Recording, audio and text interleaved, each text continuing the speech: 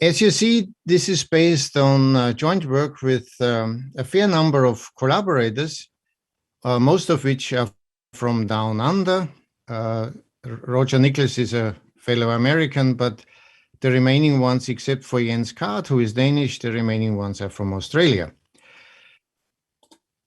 So let me very quickly tell you a little bit about what motivates us and then which topics we will discuss. So behind all this was the attempt to understand the Witten index a little better. So that's an index for non-Fredholm operators. Now, spectral theory for Schrödinger and Dirac type operators is always on my mind. As you know, I'm involved with the Journal of Spectral Theory, and so is scattering theory and the spectral shift function. So to be precise, we will look at threshold behavior. That means zero energy resonances or to be precise, zero energy eigenvalues. The limiting absorption principle was already mentioned. It's in the title.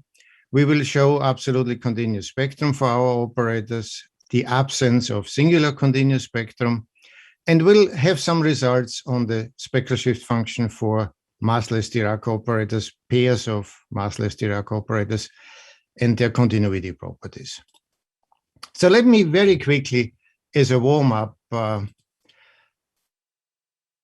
remind you of the Fredholm index and then of the generalization, the Witten index. So for a Hilbert space situation, you have a closed, densely defined operator, and you say the operator is Fredholm.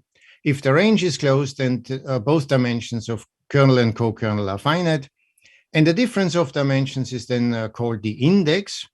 What's very important for us and very useful in many applications is that the kernel of T is the same as the kernel of T star T, and the same with T and T star interchange. That's very important because suddenly we are dealing with non-negative self-adjoint operators. So you can reduce the index of T to a difference of dimension of kernels for non-negative self-adjoint operators. That will play a critical role throughout. Well, the Fredholm index has a number of well-known properties. The index of the adjoint is minus the index of T. One criterion for Fredholmness is that the essential spectra of both T star T and TT star starts at a strictly positive value epsilon. So the end is important here. Perhaps the most interesting property that I will dwell on a little further on is this stability of the Fredholm index with respect to additive, relatively compact perturbations. So precisely, suppose you have a Fredholm operator, suppose you add an operator S so that S times the resolvent of T is compact, then the sum is also Fredholm, and the sum has the same index as the original operator T. Now, think of this in terms of topological invariance, meaning you have a differential operator, you locally, not at infinity, just locally, change your coefficients a bit. What this essentially says is that the index will not change. Now, the spectral shift function has been mentioned already in the title, so I will show that it is connected to the Witten index. But before I do that, let me tell you what the spectral shift function can do for you, and then give you a definition, in fact, several definitions for more and more complex situations throughout the talk. But let's first start with what it can do. It's a remarkable object. It can compute traces. So for instance, if you have a function of h and a function of h0, h and h0 is supposed to be a pair of self-adjoint operators. Later on, they will always be unbounded. So for instance, massless Dirac operators with or without a potential term. Then the trace of f of h minus f of h0 can be computed in terms of an integral involving the derivative of f and the spectral shift function. And this is true for fairly general classes of functions f. The precise story is rather interesting and intricate. It involves certain Bezoff spaces. But at the moment, let's not worry about that. Let's just look at a standard example. when you do a difference of heat kernels, so semigroups, the trace is then given by this expression, or as one often does, the resolvent difference is trace class, then you can get a formula of this type for the trace of the resolvent difference. Let me just say from now on, we will, if the operators are bounded from below, say by a constant C, we will always normalize and therefore uniquely fix C to be 0 below that constant. So in particular for our T star T and T star, which are both non-negative, C will always be 0 to the left of 0. Now, here's actually a reasonable definition under a special case, namely a relative compactness case. So if H minus H0 times the resolvent of H0 is trace class, then you can use the Fredholm determinant, and it's non-tangential. Actually, I used normal limits here to the real axis. You can use that to define the spectral shift function almost everywhere. So that's a standard canonical form of Xi. This is not good enough for our purpose later on. This works in one space dimension if you apply it to Dirac operators. This is not good enough in higher space dimensions. So we will have to do better, and we will do so near the end of the talk. All right. So it's time to introduce the Witten index. So here the idea is the following. You want the Witten index of an operator T, again, densely defined and closed. And so you need to assume that's one possibility, that the difference of heat kernels or semigroups is trace class. And then what you do is you take the limit as T goes to infinity whenever this limit exists. And if it exists, you call it the Witten index of the operator T. You see immediately from the definition, something will only contribute when it happens at 0. That, of course, should remind you of the index formula that we had, the dimension of the kernel of T star T minus dimension of the kernel T star. So it is conceivable that in a Fredholm situation, this should cover the Fredholm index. And they will see on the next page or so, it indeed does that. However, given the fact that we can relate the trace to the spectral shift function, one should not be surprised that the Witten index can also be expressed in terms of the spectral shift function. In fact, at 0 from the right. Remember, we are 0 from the left. And so there could be a jump at 0, could not be, it depends on the situation at hand. But it turns out that the Witten index, when it exists, is actually the spectral shift function for this pair of self-adjoint non-negative operators, T star and T star T. Actually, the simplest situation is that you are continuous from above at 0. However, a more sophisticated approach uses right and left Lebesgue points. I won't dwell on that, but we have worked that out. All right, so here's then the consistency that I just mentioned. So suppose you have two situations. First, you have a Fredholm operator, so the Fredholm index is well defined, and then you have the difference of semigroups being trace class. In this case, you can show the Witten index exists, coincides with the Fredholm index, and coincides with the value of the spectral shift function to the right of 0. One can show that this automatically exists under the Fredholm and trace class assumption here. Let me mention one old result from 1988, in which we showed with Barry Simon that this Witten index also has stability properties with respect to additive perturbations. This time, however, being relative compact is not good enough. You have to be relative trace class. So what I had as a compactness condition before now needs to be a trace class condition. And then you still have this so-called topological invariance. That means if you locally change coefficients in a ODE or PDE operator, it should not affect the Witten index. Let me warn you about one thing, though. In general, the Witten index is not integer valued, so it's not an index in the usual sense. So a very nice example is a two-dimensional magnetic field system in which one can show that the Witten index has the meaning of magnetic flux. The flux is not quantized and can in fact be any real number. But as I just pointed out, you still have stability properties of this notion of the Witten index. But if you have Fredholm, then of course it recovers the Fredholm index anyway. So it's not that we want the index for H or H0. Those are self-adjoint operators. No, it's actually a model operator of the form DDT plus A. You see a lot of boldface on this. This will be direct integrals that I will describe on the next page. So it's for operators of this form that we would like to know the Witten index. And the operator A, which is generated by a direct integral over a family A of t, A of t will be defined in terms of our Dirac type, massless Dirac type operators. The alpha here is a particular matrix. We will look at this in some more detail when we really start the talk. I'm still trying to motivate why we are doing this and what we're interested in. Anyway, so let me just mention A minus is an asymptote for A. Actually, it's generated by a constant operator A at minus infinity. Remember, A of t generates A, as you will see on the next page.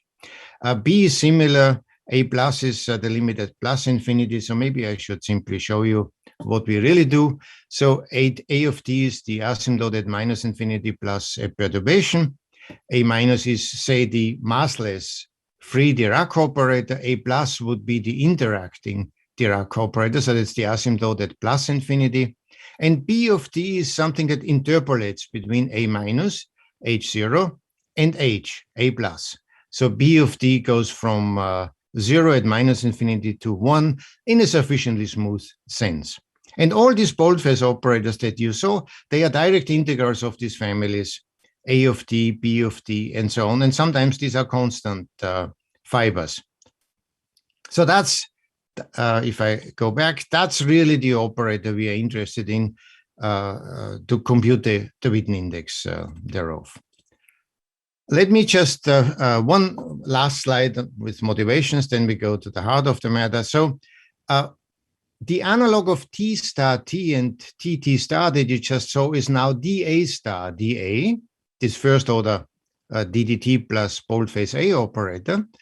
And the Witten index of dA, that's the thing we really want, turns out to be the right Lebesgue point of the spectral shift function for this pair H2, H1, the boldface operators coming from dA star dA and the other way around.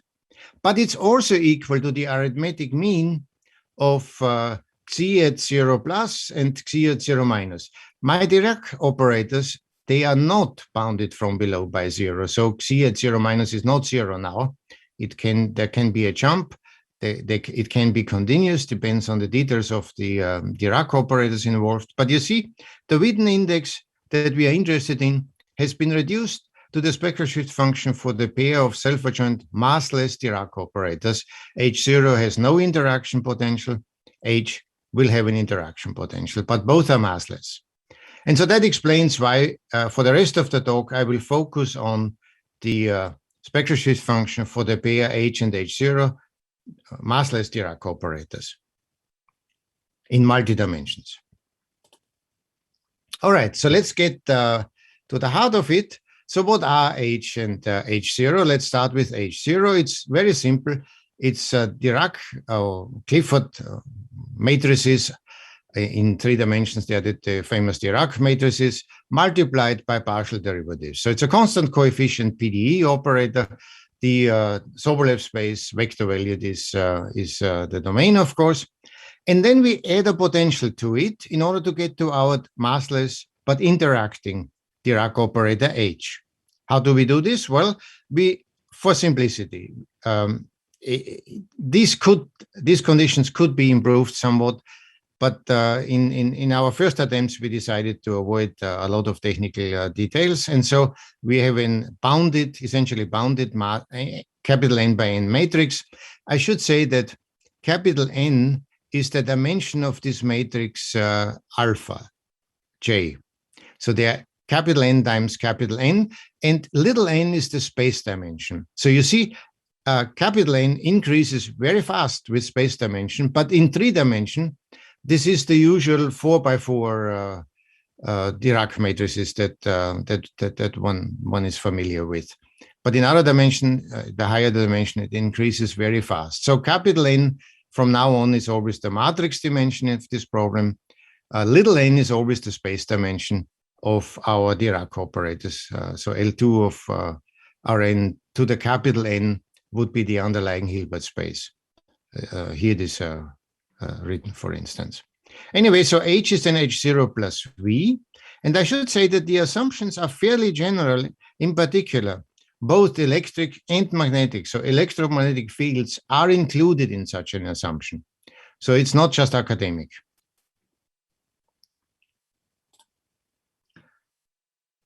Well, it's not difficult to see that H0 is self-adjoint. It's, after all, an operator of multiplication in Fourier space. The perturbation is pretty benign, so H0 plus V, which is H, is also self-adjoint. And because we have a relative compactness assumption of V with respect to H0, in other words, we have decay of V at infinity, the essential spectrum of H is the same as that of H0, and that of H0, one can easily see, is the whole real line. So there's no mass gap here because we are massless. So the minus infinity to plus infinity is the spectrum of H0. Of course, H0 is much nicer. There are no eigenvalues, so the point spectrum is empty. There's no singular continuous spectrum, so that is empty too. Let me compare this for a minute or two with the massive case. In that situation, you use the last Dirac matrix, alpha n plus 1, typically called beta, and you add to H0 and therefore also to H, a m times beta term, so a constant term, but m now is a positive mass term. The domain is the same. The potential satisfies the same assumptions as before, but now the essential spectrum is from minus infinity to minus m, and then again from m to plus infinity. So a mass term opens a spectral gap. And for H, eigenvalues would typically be in that interval from minus m to plus m. And like in a hydrogen situation, they could even accumulate at m or minus m. Anyway, so for the free operator, everything is the same as before. No eigenvalues, no singular continuous spectrum. The absolutely continuous spectrum for H0m is from minus infinity to minus m, and then from m to plus infinity. Let me also mention one thing that helps a lot. When you square this Dirac operator, this massive one, you just get the Laplacian plus a shift. And so that explains some of these spectral properties, of course. Let me mention one more thing. I'm going back to my massive, massless Dirac operator. So m is 0 at this point. And with one exception, it will stay 0 from now on. But let me point out that the Green's matrix of H0 can be written down explicitly. So you see there is a Dirac matrix here. Here's the identity.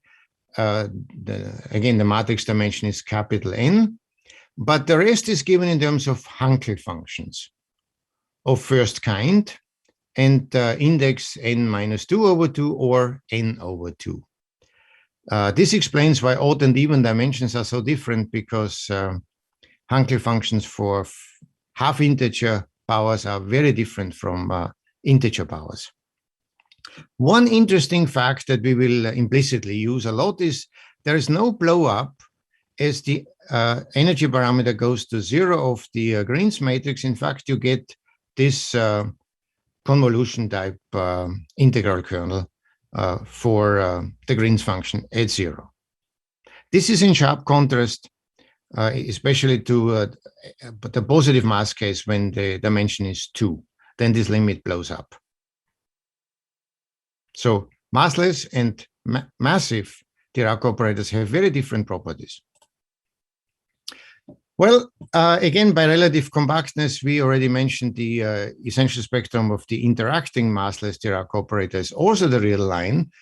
And since we know that H0 has a purely absolutely continuous spectrum, no eigenvalues, no singular continuous spectrum, you might ask, what could possibly go wrong with the spectrum of H? Surely we also have no eigenvalues, and the absolutely continuous spectrum of H is the real line.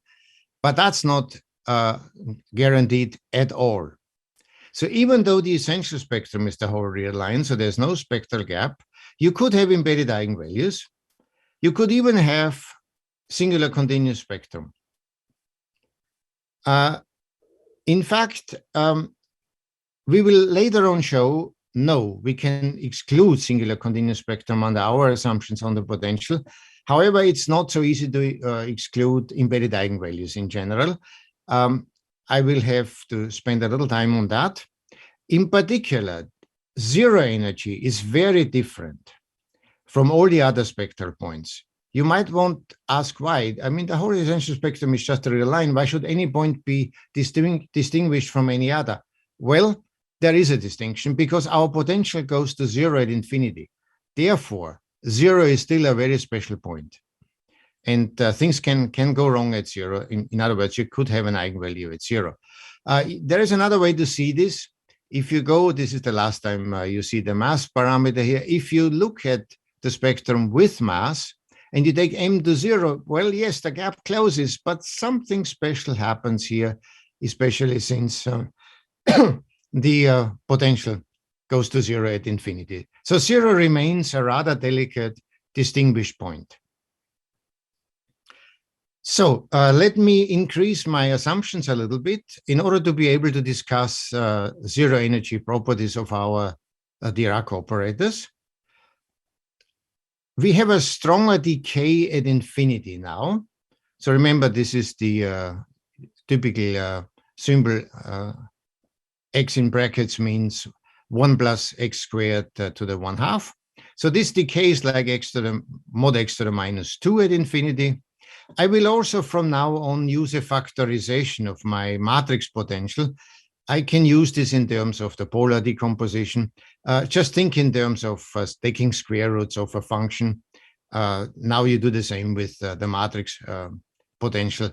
There is nothing special about that. This is a typical quadratic form assumption, and people familiar with this subject use this all the time. Okay, so let me describe what happens possibly at energy zero with the interacting massless Dirac operator. So here's a definition of what's a zero energy eigenvalue, what's a zero energy resonance, and what's a regular situation, namely neither of these two situations. Let's start with a zero energy eigenvalue. So this means you have a distributional solution for energy zero. We started with a zero energy eigenvalue. So then you have distributional solution which lies in a domain. So just an eigenvector at zero energy. So the kernel of H is non-trivial in this case. That's a fairly benign situation. Much more sophisticated is the possibility of a threshold resonance. So zero energy resonance. Well, in this case, you look at the Biermann-Schwinger type operator, so V2, V1 star, so you see the two potential halves on either side of the resolvent of H0, the free massless Dirac operator, and you take a limit, normal limit, to energy zero here. Then you add the identity, and then you ask whether or not this kernel of this operator is trivial or not. If you have a threshold or zero energy resonance, by definition, the kernel is non-zero. So you have an element phi, let's call it, in that kernel. Then you construct this integral with this function phi and part of half of the potential, if you want, roughly the square root. This zero energy Green's function that I showed you just a little earlier. And you call this object psi. It turns out psi is still a distributional solution to energy zero, but now it is not L2. That's why it's not an eigenvalue, but a threshold resonance, a zero energy resonance. Finally, the most likely scenario is that 0 is neither an eigenvalue nor a resonance, and then we call it a regular point. So this is the generic case. So with probability 1, if you think in those terms, you will always be in this situation, but there are exceptions possible. So here's a result that Roger Nicholas and I showed not that long ago, so 2020. We analyzed the possibility for threshold resonances or zero energy resonances. It turns out you have to distinguish dimensions. 2 dimensions is very different from all higher dimensions. I'm not talking about 1 dimension in this talk. This is something that is totally understood. The PDE case is what I want to focus on. So we are doing always dimension 2 or higher. All right. So what are the possibilities? Well, of course, the generic case, that 0 is a regular point for H, and there is no eigenvalue, no zero energy resonance. However, you could have a resonance in this case in 2 dimensions.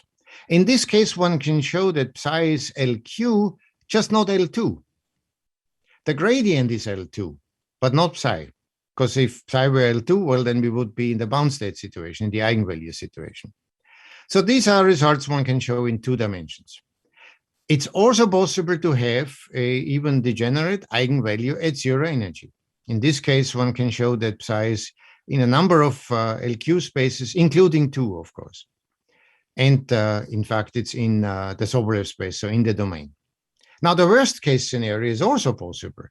You could have a mixture of case 2 and 3. So you could have both a zero energy resonance and a zero energy eigenvalue. So these are all the possibilities in 2 dimensions. But if you look at 3 and higher, you realize nope, no zero energy resonance ever. So what you have is you have either the regular case, which is generic, or you have an eigenvalue at 0 if something goes wrong at 0.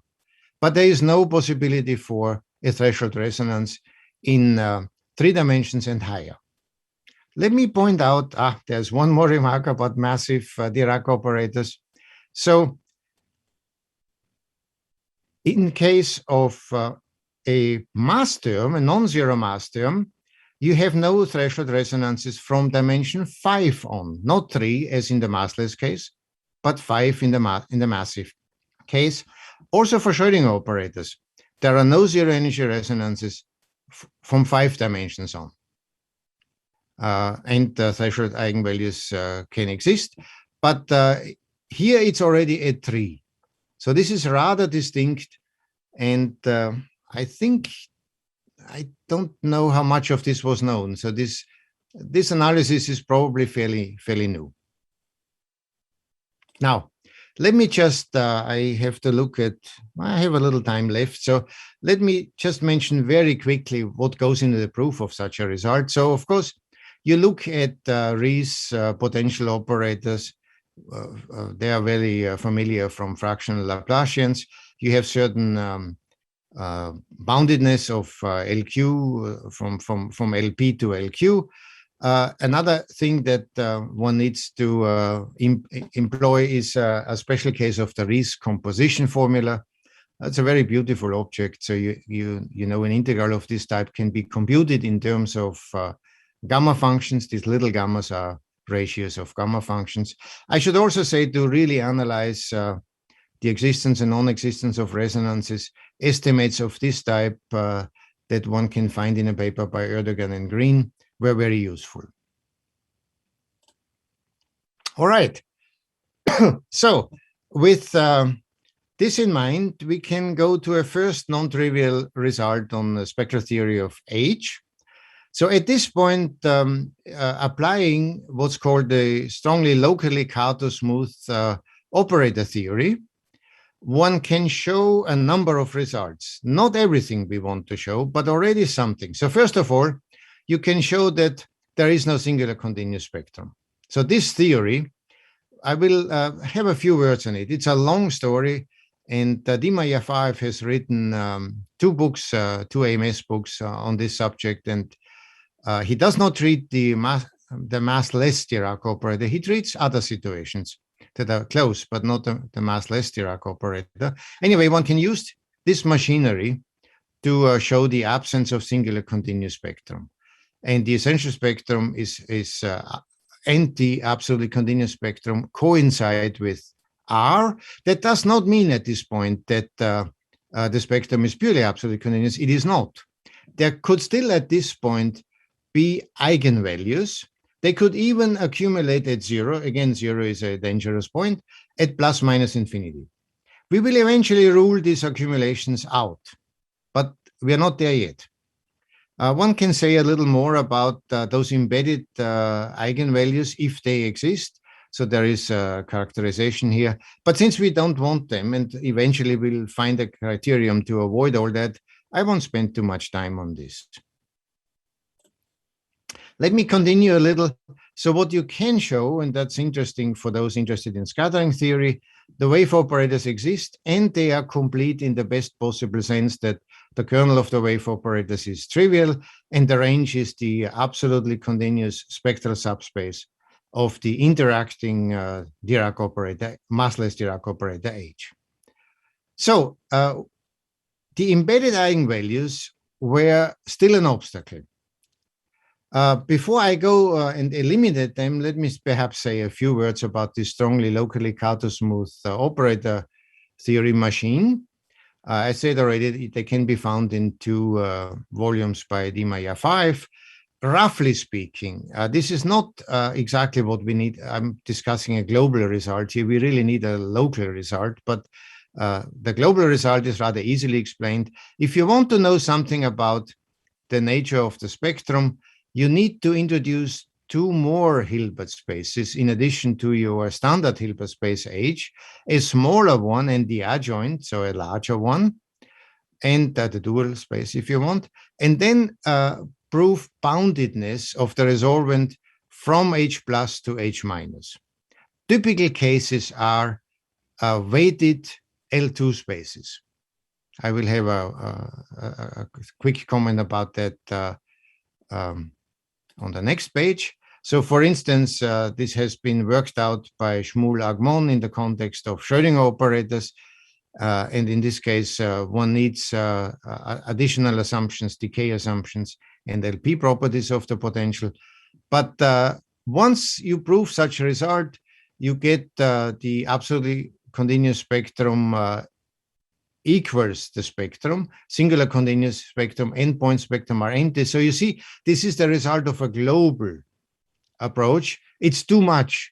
We don't really can afford to exclude eigenvalues. So this is too good to be true. It works perfectly for the operator H0.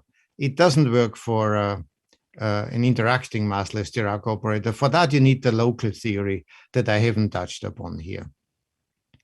Anyway, we are in good position with respect to singular continuous spectrum, but still in bad position with respect to embedded eigenvalues.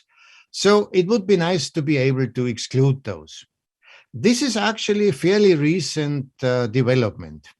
So I don't know a single reference, that may just be me, but I haven't found one up to date before 2015 that was able to avoid every eigenvalue at all, which is this situation 2 here.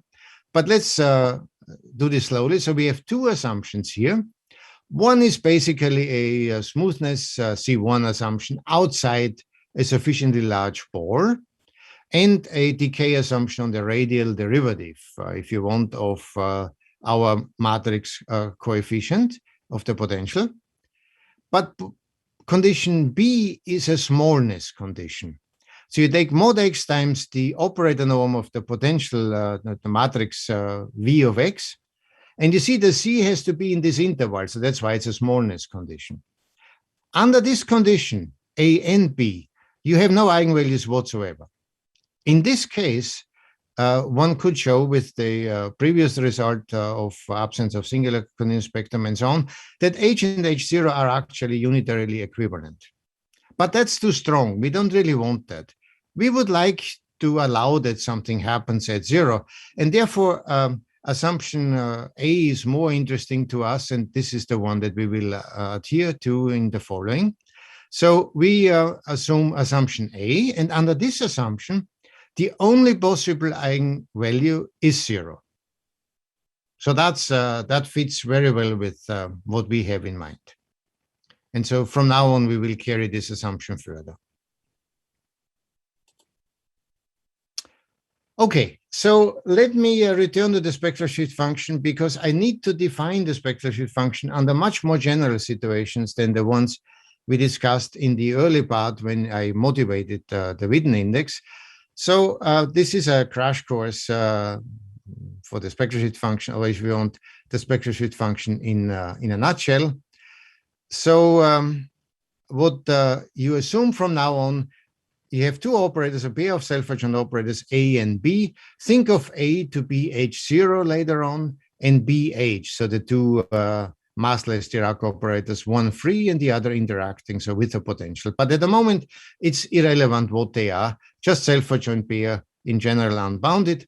Then what Lifshitz, a physicist, theoretical physicist, showed in 1952 is, if the difference is finite rank, you have a spectral shift function that can compute the trace of functions of B minus function of A.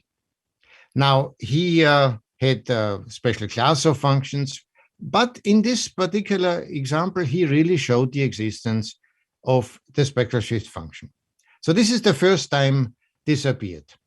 A year later, Mark Krein took this to a totally different level by not assuming finite rank, but trace class difference. And in fact, as you will see on the next page, assuming just that the resolvent difference is trace class, which allows much more general applications already.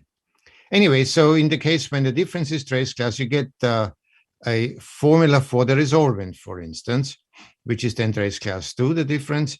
And you have the formula is the same as the one that I showed you at the very beginning for heat kernels and simple functions. So that you have the derivative of the resolvent function that you see together with the function xi. I still haven't given you a definition of xi, but we will get there. Let me just say that in essential spectral gaps, so if you have a gap in the essential spectrum, like in the massive case, for instance, from minus m to plus m, if the closure of this interval does not intersect the essential spectrum, then the difference of xi at one endpoint minus the other is a difference of eigenvalue counting functions. So you see, you count the dimension of the range of the spectral projection. So it's a very interesting function. It counts eigenvalues in a certain sense, differences of eigenvalue counting functions, but you will see it also has a meaning in scattering theory for the absolutely continuous spectrum. We will get to this very soon. So here's the resolvent situation, trace class, that I mentioned already. It's a much more general situation. And again, you have the same formula for the resolvent difference. It's the derivative of the resolvent function that features in this integral. Again, xi is unique up to a real constant. If you're bounded from below, then you fix this function unique by putting it 0 to the left of the lower bound for A and B. I mentioned that the function xi also plays a huge role in the absolutely continuous spectral context. Sure enough, the determinant of the fixed energy scattering matrix is actually the logarithm, if you want, is proportional to xi. So now this is xi for lambda in the absolutely continuous spectrum. If you're in the essential spectral gap, it counts eigenvalues, so to speak, but on the absolutely continuous spectrum, it's related to the logarithm of the determinant of the scattering of the fixed energy scattering matrix. So very, very multifaceted, interesting function. Here are our heroes. So Ilya Lifshitz worked in solid state physics. Actually, he's very well known for notions like the Lifshitz tails and Lifshitz singularity in disordered systems. As I said, he did his work on the spectral shift function in 1952. And then from the period of 53 to about 63, Mark Krein did extraordinary work in this connection, but he did so many other things. He needs no introduction, received the Wolf Prize in 1982. All right, let me tell you a little bit more about the spectral shift function that gets closer to where we can apply it to our multidimensional massless Dirac operators. A first result in that direction is actually from 2005 due to D Meyer 5. He assumes that the power here is odd. That has to do with monotonicity properties of the function x to the m. We shouldn't worry about this for now, but there is a reason why odd and even has to be distinguished. I will have to do that too later on. Anyway, if you have such a power of resolvent difference in trace class, and for higher and higher space dimensions, you will need higher and higher m's for this to be true, then you can actually introduce a spectral shift function. He has shown how to do this, and it has the usual formula. And now you see the derivative of the resolvent to the power m function under the integral. So in particular, year 5 probably was the first that didn't assume a spectral gap here. And so in theory, this is applicable to massless Dirac type operators, which are the prime examples for our non-Fredholm operators, and therefore the prime movers for all things related to a Witten index, which focuses on non-Fredholm operators. So finally, let me give you our version of what I just showed you. So we need some assumptions. We have the same assumption when m is odd. The difference of resolvents to the power m should be a trace class. There is another trace ideal condition here, so a relative trace ideal condition.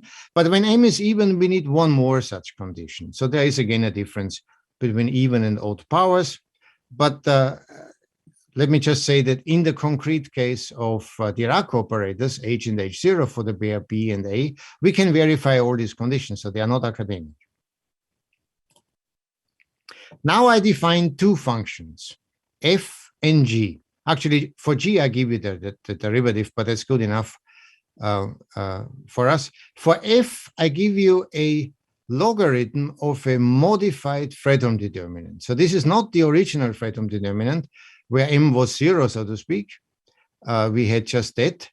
At the very beginning, I showed you a formula that works in one dimension, but does not work in higher space dimensions. So here we can actually work with the determinant at m plus 1. Let me just remind you where the m comes from. It comes from this trace class condition here. That's the m we are talking about. And that m depends on your space dimension. And so one can figure out what the exact relation is. But yeah, the larger n, this little n, the space dimension, the larger n. Anyway, so here the function g is this trace of combinations of the resolvent of A and B of Z. B of Z is itself a potential, if you want, difference of B and A times the resolvent of A. Now, with that in mind, we can represent this function f in terms of a spectral shift function and the function g and a polynomial. Now, more interesting is perhaps the other way around. We can now give you a formula for xi, the spectral shift function for this pair AB, in terms of the normal or non-tangential limits to the real axis of this function f and g up to a polynomial of degree at most m minus 1. Okay, so all the analysis later on in order to apply all this is to really analyze these objects here. So boundary values of f and g. And maybe once more, f, the more important one, is the logarithm of a modified Fredholm determinant. All right, let's now implement all the assumptions under which we can apply this theorem. So again, we have a matrix potential, constants C and epsilon, positive, V is L infinity. The decay now, you see, I had -2 the last time we looked at decay. Now it's space dimension dependent. It needs to be -n minus 1 minus epsilon for the theorem that I just showed you to be applicable. And then the existence of Xi is given.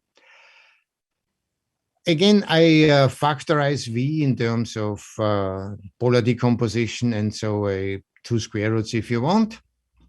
And we add this condition A that we spend some time on to rule out embedded eigenvalues away from 0. So this is the condition A again. Now, under all these conditions, we have the following result. So again, it's a long story, but the main result is that the spectral function not only exists, but it's a continuous function away from 0. However, it's pretty benign because at 0, because its left and right limits, not just as Lebesgue points also, but really as limits, left and right, exist. Remember, the arithmetic mean of these 2 limits was the Witten index that we were interested in. So this would guarantee the applicability of this whole framework when H and H0 is a massless little n dimensional Dirac operator. Now, if you are in the case, the generic case, where there is no zero energy eigenvalue or zero energy resonance in 2 dimension, you could have a zero energy resonance too. So if we are in the regular situation, absence of all trouble at 0, then in fact the spectral function is a continuous function on the real line. Now, as you might guess from all the assumptions that I had with in terms of relative trace ideals and so on, in order to verify the hypothesis, it's a barrage of trace norm estimates that's needed. And the non-tangential boundary values of these 2 functions, f and g, are fairly difficult to control, but eventually we succeeded. And so I'm going to show you a few references in which this has been accomplished. So the global limiting absorption principle in the massless case has been studied in a 2018 paper.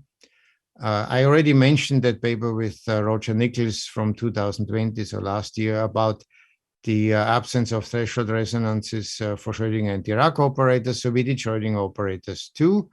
And pretty much everything I was talking about today is based on a long 158-page manuscript. It's on the archive with these collaborators. So this is the paper that contains all the details that I had to glance over. And I guess it's late, and I better stop at this point. Thank you very much. To the spectral shift function, and I'm sure this presentation will be particularly interesting to those who wish to pursue this topic further and read these substantial papers. So thank you for that.